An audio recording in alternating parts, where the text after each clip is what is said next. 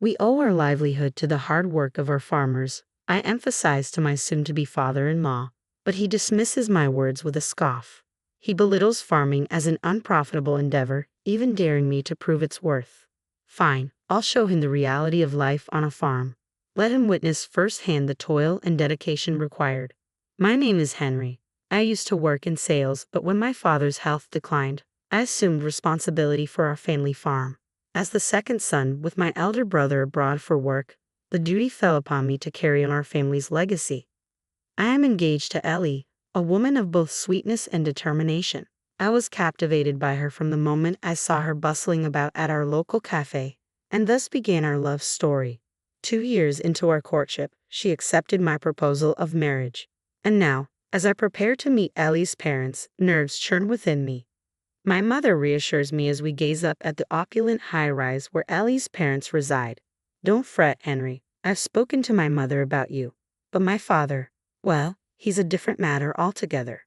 I've heard tales of her stern father, a man of authority who presides over several successful restaurants.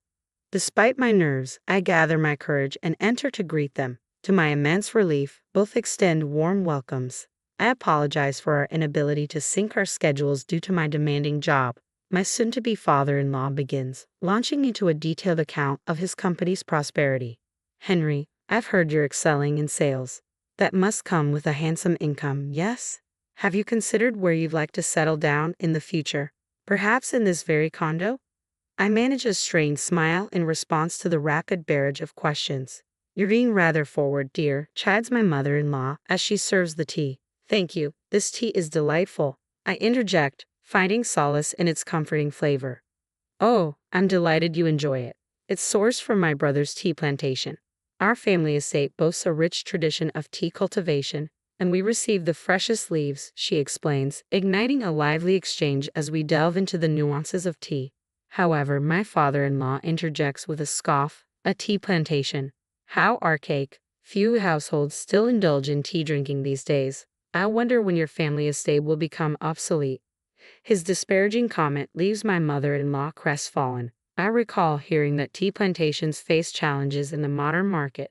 The labor-intensive nature of the work demands both skill and manpower, making profitability uncertain. Witnessing my mother-in-law's despondency, I felt compelled to speak up. Our sustenance hinges on the toil of farmers who labor diligently to cultivate our food. Our very existence is indebted to those who nurture crops. The same applies to tea. I'm certain many find solace in the exquisite flavor of this brew. My father-in-law's expression darkened at my words, evidently displeased by my interjection. Despite the unfavorable timing, I summoned courage and divulged my decision. I've resolved to leave my current occupation and assume stewardship of the family farm. It's a commitment to safeguard the land passed down through generations. Ellie supports this choice, and I implore you to lend us your backing. As the words left my lips, my father-in-law's visage flushed crimson with fury. A farmer? I entertained this meeting because of your stellar sales performance, Ellie. Have I been deceived? His rage turned towards Ellie, accusingly.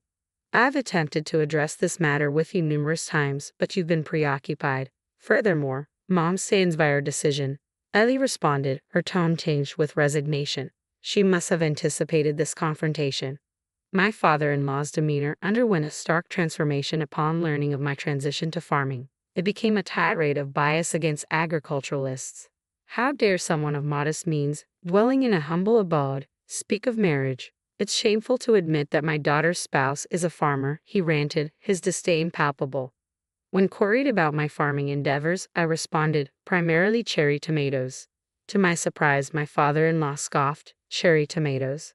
They hardly seem profitable, lacking any promising future. Attempting to elaborate, I started, but we cultivate a variety of vegetables, only to be swiftly interrupted by his laughter. Diversifying your crops is a clear indication of minimal profit, he waved off dismissively. No matter my explanations, my father-in-law, having ventured into the restaurant business at a young age and achieved success, remained fixated on profitability. Despite my recent assumption of farm management, I had indeed been contemplating profit margins. Yet, as I endeavored to broach this topic, my father-in-law waved away my efforts with a disinterested shake of his head, evidently not anticipating much from me. I'd be intrigued to witness the farmer's life firsthand. Is your dwelling a humble shack? Do your parents don overalls and straw hats whilst toiling away? He mused sarcastically. His mockery of my home and parents ignited a spark of anger within me, but it was Ellie who vehemently objected. I cannot fathom your mockery of farmers. Your words shame me as your daughter, she retorted, her tone laden with indignation. At the culmination of his tirade, my father-in-law erupted in fury, delivering a slap across Ellie's cheek. My mother-in-law, incensed by his violence against her daughter, voiced her indignation, tears streaming down her cheeks from the sting. Ellie transformed the atmosphere into utter chaos. You reside in this luxurious condo thanks to my efforts. Show some gratitude. I care not whom a daughter like you chooses to marry, he spat venomously. Wrapping my arms around Ellie, who wept from both physical pain and emotional turmoil, I ushered her away from my in-laws' abode. I couldn't pardon my father-in-law for his mockery of farming and for laying the hand on Ellie. Father, it's Henry. I'll be bringing my fiancée and her parents over next time. I phoned my own father, recounting every offensive word uttered by my father-in-law. He's in the restaurant business, correct? He inquired, requesting the name of the establishment. Upon divulging my father-in-law's name and the restaurant's moniker, I proposed, I have an idea, something to address this. When pressed for details, I admitted uncertainty, prompting him to abruptly end the call. Shortly after, my father reached out again. Following our conversation, I promptly sought out certain individuals. Subsequently, Ellie and I paid another visit to my mother-in-law. She expressed regret for my father-in-law's haughty demeanor, revealing that his arrogance had escalated alongside his success in the restaurant industry. His ostentatious move to a high-rise condo was merely a display of superiority over those with lesser earnings. It had become routine for him to deride her family's tea plantation, his extramarital affairs conducted with impunity. My mother-in-law confided in me, bearing it all for the sake of Ellie. I don't wish to burden Ellie and Henry with a divorce, she expressed, her kindness shining through as she considered our well-being. Please don't concern yourselves with us. Think of your own happiness, I reassured her, prompting gratitude and a gentle smile in return. Expressing his desire to support his brother, who had inherited the family's tea plantation, my father-in-law emphasized the significance of preserving the ancestral farm. Henry, I refuse to witness the demise of a farm that has been a legacy for generations, he asserted. Thus, I intend to divorce him and return to my parents' home. It became evident that my mother-in-law had already resolved to take this course of action. The day arrived when I escorted my in-laws to my parents' residence. Following our plane descent, we embarked on an hour-long drive through sprawling fields and farms. It's astonishing that people inhabit dwellings in such rural settings, my father-in-law remarked disdainfully from the confines of the car. Though Ellie and my mother-in-law wore expressions of discomfort, they remained composed, likely bracing for a potential dispute, as he could opt to return home should tensions escalate. I'm eager to experience the life of a farmer. Do you have an outhouse for a bathroom or something? My father-in-law jeered, his laughter filling the air. You'll soon find out when we arrive. After a stretch of driving, we approached a towering gate flanked by imposing walls. We're here. I've brought everyone, I announced into the intercom, prompting the gate to glide open smoothly. What an impressive entrance. And the garden is simply stunning, Ellie exclaimed, her spirits lifted as she admired the surroundings. We have a gardener who tends to it, but it's designed in the English style, in homage to my parents, I explained as we made our way inside. Enthusiastic admirers of Europe, my parents had adorned the garden with many of my mother's beloved roses. Delighted, my mother-in-law strolled into the garden, inhaling the fragrant aroma of the blooms. My father-in-law grumbled disapprovingly, dismissing the garden as lacking in taste. This way, please, I urged, leading them past the expansive garden towards the grand edifice beyond, the family home. The stately abode boasted 12 rooms, including the spacious living room, dining area, and kitchen. Parked in front of the entrance were 2 luxurious cars and 3 rugged off-road motorcycles, all belonging to us. Surrounding our residence was our extensive farmland. My in-laws and Ellie stood in awe at the sight before them. As we approached, my parents welcomed us with warm smiles. Observing my father-in-law, they exchanged amused glances. Clearly, they're not clad in overalls, my mother quipped with a grin. Upon entering the living room, we were greeted by a gathering of relatives and acquaintances, all impeccably attired in suits. Despite my father-in-law's insistence that formal dress was unnecessary for meeting farmers, he stood out conspicuously in his typical attire of a t-shirt and jeans. Meanwhile, my mother-in-law, Ellie, and I, dressed in relatively formal attire, contrasted starkly with his casual appearance. Hello, my father-in-law murmured, his voice tinged with discomfort, his gaze averted in embarrassment. My father proceeded to introduce them to the assembled relatives. This is Ellie, Henry's fiancée, and these are Ellie's parents. It appeared that Ellie's father harbored a significant bias against farmers. Surprised to find our home isn't a ramshackle hut. My father teased slightly. The relative's stares at my father-in-law turned frosty. It seemed he had relayed the story I shared with him to everyone. No, that's not what I meant. He trailed off, flustered. Several men stepped forward, catching my father-in-law off guard. What brings you here? He asked, eyes widening in surprise.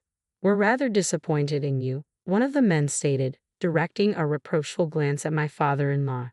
These individuals were organic farmers who supplied vegetables to the restaurants owned by my father-in-law. Upon hearing the name of the establishment, my father made connections and reached out to these farmers.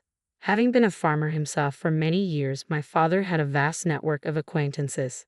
I had personally met with these farmers and relayed my father-in-law's disparaging remarks. What am I supposed to do if I can't get vegetables? My father-in-law lamented, burying his head in his hands. My father recounted. Why not inquire with Henry? They specialize in organic farming. Despite my father-in-law's ridicule, we had transitioned our focus to organic cultivation in our fields, including cherry tomatoes. Through continuous refinement, we managed to yield exceptionally sweet vegetables, garnering interest from several companies seeking contracts. Turning to me expectantly, my father-in-law was met with a serene smile and a firm refusal. Certainly, we're not interested in pursuing business ventures. Crestfallen, he slouched back, silent. Meanwhile, amidst the subdued atmosphere, my mother-in-law and our parents engaged in animated conversation. I'll bring some fresh tea from my hometown next time, my mother-in-law announced, eliciting excitement from my parents. However, en route back home, my father-in-law erupted in fury. How dare you cancel the deal? Are you trying to bankrupt my business? He bellowed from the rear seat. To be honest, his restaurant's fate had little concern for me, and you, my own wife, failing to defend me. This is why I detest rural women. He directed his ire towards my mother-in-law, feeling ignored by my indifference. Unfazed, my mother-in-law responded calmly, Oh, you prefer urban women, do you? Your current favorite being Mary, isn't that right? Her composed demeanor only seemed to fuel his rage further. A heavy silence engulfed the car as my father-in-law's complexion paled at her revelation. Henry hired a detective. You were discreet, so gathering evidence was straightforward. Please arrange the divorce papers and alimony payments, she declared firmly. Divorce? What nonsense is this? How do you expect to manage without my income? He retorted in disbelief. She divulged her plan to assist her brother with the tea farm he inherited post-divorce. Ha, my father-in-law sneered. A farm teetering on the brink of bankruptcy, isn't it? Very well, I'll grant you a divorce. It's preferable to be with a young woman than to linger with an aging wife. With that, silence enveloped us, thick and suffocating. Upon arrival at the airport, my father-in-law, keen to part ways, strode towards the gate unaccompanied. Ellie, gazing at her father's departing figure, murmured despondently, To think my father could stoop so low. I believe he'll regret his decision. I consoled her, drawing her close. A few days later, my in-law's divorce was finalized. Owing to evidence of his infidelity, he bore full responsibility. It seemed he nearly coerced my mother-in-law, offering money in exchange for her departure. Ellie and I were incensed upon learning the details, yet my mother-in-law chuckled, claiming she was content with the substantial settlement. My father-in-law's alimony settlement amounted to $50,000, with an additional $15,000 from his mistress. Determined to resurrect the tea farm, my mother-in-law intended to allocate these funds accordingly.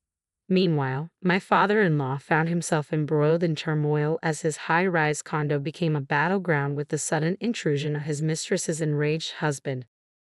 Indeed, my father-in-law's mistress was married, a fact we uncovered during our investigation, signaling impending trouble. facing not only alimony demands from his mistress but also a lawsuit from her husband. My father-in-law seemingly learned a harsh lesson about relationships. Despite this, he continued to reside alone in his upscale condo. However, his tarnished reputation among the farming community led to a sharp decline in business opportunities, prompting the closure of his organic vegetable branches. Feeling the sting of loneliness, it was rumored that my father-in-law resorted to sending letters to my mother-in-law's parents' home, pleading for her return due to the solitude. Initially, my mother-in-law entertained these missives, but she now discards them unread. When he dared to call, she swiftly shut him down, suggesting he vacate the high-rise if loneliness weighed heavily upon him. We shared a chuckle at her response, pondering whether his discomfort stemmed from the solitude of his spacious abode or financial woes resulting from his dwindling business. In any case, we heard he downsized to a modest apartment. Since assuming control of the farm, I've been immersed in constant busyness, but having Ellie by my side has been an immense source of support. When we were dating, I doubt she envisioned herself as a farmer's wife, yet she embraced the role without a hint of complaint, for which I am deeply grateful. I've discovered a newfound fondness for farming, perhaps inherited from my mother's lineage. Ellie's laughter is a constant source of joy. A year later, we celebrated our wedding with grandeur, though my father-in-law's absence cast a shadow over the festivities. It pained me to think he couldn't witness his daughter's special day. Nevertheless, my mother-in-law sent us freshly packed tea as a gift, expressing her desire for us to share it with our guests. With my mother-in-law's assistance, the once struggling tea farm now shows promise of thriving.